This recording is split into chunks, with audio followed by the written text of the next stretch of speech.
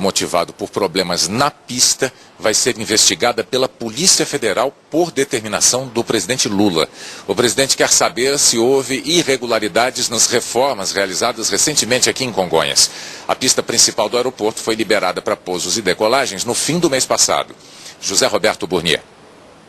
O ministro da Aeronáutica, Junichi Saito, e o vice-presidente da República, José Alencar, vistoriaram a pista de Congonhas. O presidente Lula pediu rigor nas investigações. Esse inquérito vai verificar se a pista foi entregue de maneira adequada. Isto não é uma acusação a nenhum ente público, mas é uma precaução do presidente para que tudo seja absolutamente esclarecido. O ano passado houve 3 derrapagens. Este ano as pistas principal e auxiliar foram reconstruídas. Depois de 5 meses, a Infraero entregou a obra, sem o grooving, as ranhuras que ajudam a escoar a água e a aumentar a aderência ao asfalto. Na época, o superintendente regional da Infraero disse que isso não seria problema. A pista está em condições de operação e nem todas as pistas têm grooving. Ela, na realidade, é uma coisa auxiliar até. Como não é um período de chuvas, você tem uma tranquilidade na operação. Depois que a pista foi reaberta, não houve nenhuma reclamação dos pilotos com relação à segurança nos pousos e nas decolagens. Isso enquanto o tempo esteve seco. Uma gravação feita na segunda-feira, um dia antes do acidente, revela que foi só chover e a avaliação de quem opera aqui em Congonhas mudou. Varg 2422, confirma as condições da pista. Escorregadia, 2422, dando trabalho. Numa das gravações, o alerta para um erro que poderia ser fatal. Tiro de pouso na 35 esquerda, vai livrar na última lá, senhor? Irma, Taxi Charles também está interditado. Tocar mais adiante então, Brando. Cuidado para não tocar muito adiante, que a pista está escorregadia. O Jornal Nacional teve acesso à informação de que também na segunda-feira, um avião da TAM teve dificuldade para frear.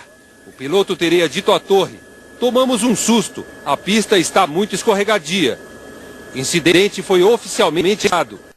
4 horas mais tarde, a pista fechou por 3 minutos para uma checagem da Infraero, que concluiu que não havia lâmina d'água.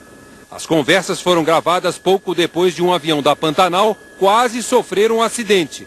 Ele derrapou e só parou na grama. Para este engenheiro de controle de acidentes, as ranhuras são importantes, mas mesmo com elas, o avião da TAM, segundo ele, não teria parado. Conforme nós vimos nas imagens de outras derrapagens, né, ele se arrasta pelo chão. O avião ali não se arrastou pelo chão, ele pulou. Talvez o acidente tenha acontecido por outra razão, mas com certeza uma coisa, a ranhura teria aumentado o coeficiente de atrito daquele avião, dos aviões pousando em Congonhas. Deveria haver uma redução do número, do volume de tráfego aqui desse aeroporto. E isto é que o governo do estado e a prefeitura desejam. Sobre as informações de que teria havido outro incidente com um avião da TAM na segunda-feira, o superintendente de engenharia da Infraero, Armando Schneider Filho, disse que nenhuma medida foi tomada porque não teve conhecimento do fato. A lista dos nomes das vítimas da tragédia em Congonhas você encontra na página do Jornal Nacional na internet. Daqui a pouco, a crise do setor aéreo brasileiro, a preocupação de quem mora ao lado do aeroporto de Congonhas e a dor de parentes das vítimas da maior tragédia da aviação brasileira. Edifício vizinho do aeroporto de Congonhas e do edifício da TAM Express atingido ontem pelo avião da própria companhia. Parentes dos passageiros viveram o tormento da desinformação no aeroporto Salgado Filho, em Porto Alegre. Quando a tragédia foi confirmada, o temor se transformou em desespero.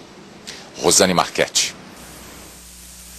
Voo 3054. A primeira hora de uma longa noite de angústia começou assim. Quem fez isso aqui? Quem fez isso aqui?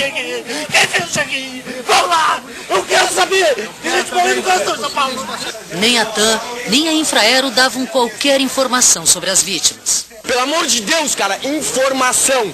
É só o que a gente precisa, cara. Os parentes foram levados para uma sala reservada. Dá pra ser íntegro para dar o nome?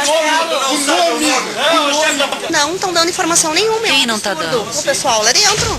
A polícia militar foi chamada. Não dão uma informação decente e ficam tratando a gente como se nós fôssemos criminosos, sabe? É vergonhoso o que está acontecendo. Tudo o que os parentes queriam era saber quem estava a bordo do voo 3054. A TAM afirma que não liberou a listagem porque ela não tem certeza de quem estava no voo. Gente, pra que check-in? Pra que tu entra lá e faz um check-in? É óbvio que eles sabem que está no voo. Passava da meia-noite, quando os parentes embarcaram no ônibus e foram levados para um hotel, onde a lista seria divulgada. Joguete com a gente, vai para o auditório, vai para casinha e notícia nenhuma. Mas nada.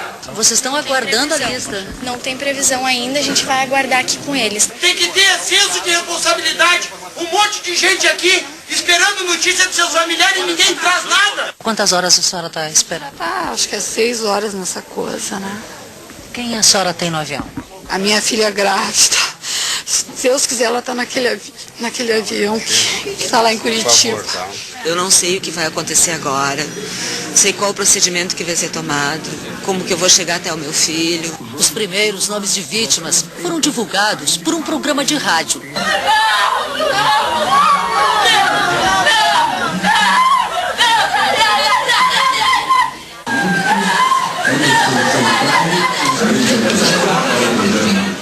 Só por volta da 1h30 da manhã, funcionários da TAM leram a lista de passageiros.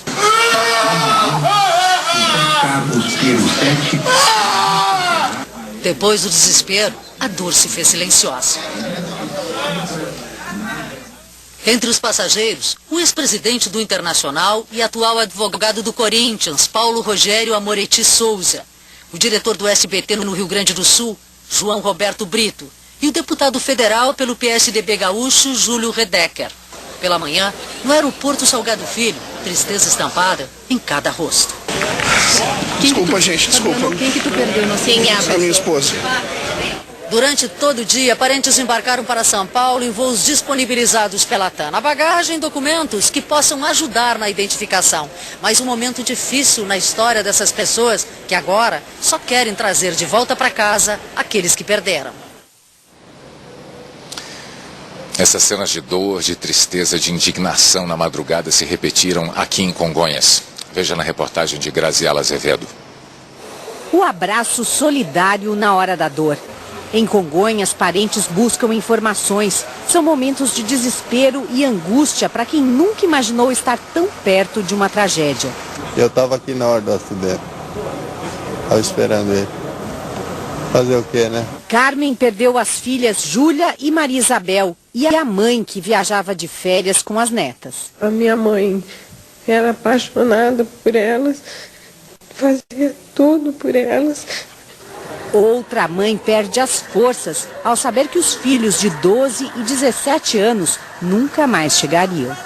Depois da confirmação dos nomes, os parentes das vítimas enfrentam o doloroso calvário da identificação dos corpos. 86 pessoas foram trazidas para este hotel em São Paulo, onde recebem assistência médica e psicológica. Boa parte veio de avião de Porto Alegre, trazendo documentos, fotos, fichas médicas e histórias daqueles que perderam.